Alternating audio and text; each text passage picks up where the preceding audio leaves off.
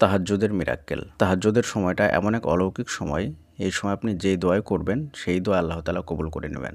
যে দোয়া করবেন সেই দোয়াই কবুল হয়ে যাবে। দীর্ঘদিন থেকে আপনার দোয়া আটকে আছে, কোনোভাবেই কবুল হচ্ছে না। অনেক কিছু করে দেখেছেন, কোনো কিছুতেই কোনো কিছু হচ্ছে না, কোনো রাস্তায় খুঁজে পাচ্ছেন না। জাস্ট কয়েকটা দিন তাহাজ্জুদের সালাত আদায় করুন। তারপরে দেখুন যে আপনার মধ্যে কেমন পরিবর্তন আসে, আপনার চারপাশ কেমনভাবে পরিবর্তন হয়ে যায়। আপনার সঙ্গে 100% মিরাক্কেল হবে।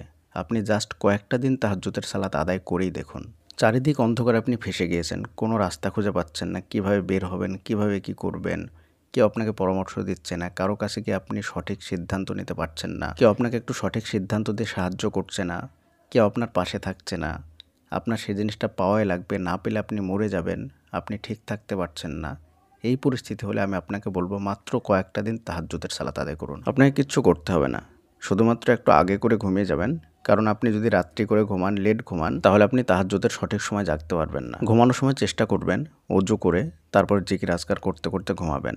এবং আরও একটা জিনিস চেষ্টা করবেন, সেটা হচ্ছে ডান কাতে ঘুমানোর চেষ্টা করবেন। তারপর আপনি শেষ রাত্রে উঠবেন, ওঠার পরে সুন্দর করে ওযু করবেন। 2 রাকাত অথবা 4 রাকাত অথবা 6 রাকাত অথবা 8 রাকাত, এভাবে আপনি যতটা পারবেন তাহাজ্জুদের সালাত আদায় করবেন। মনে রাখবেন 8 রাকাতের বেশি তাহাজ্জুদের সালাত আদায় করা যায় না, তাই সর্বোচ্চ 8 রাকাত আর সর্বনিম্ন 2 রাকাত। তাহাজ্জুদের সালাতটা যখন আদায় করা হয়ে যাবে, তারপরে আপনি বিতের সালাতটা পড়ে নেবেন। দিয়ে হাত দুখানা আল্লাহর দরবারে উঠিয়ে কাকুতি মিনতি করে কান্না করে করে আপনার সেই প্রয়োজনীয় জিনিসটা চেয়ে নেন। আর যদি আপনি সিজদাতে দোয়া করতে চান, তাহলে তাহাজ্জুদের সালাতের সিজদাতে দোয়া করুন। নফল সালাত, তাহাজ্জুদ সালাত, এই সালাতের সিজদাতে দোয়া করা যায়, বাংলাতেও দোয়া করা যায়।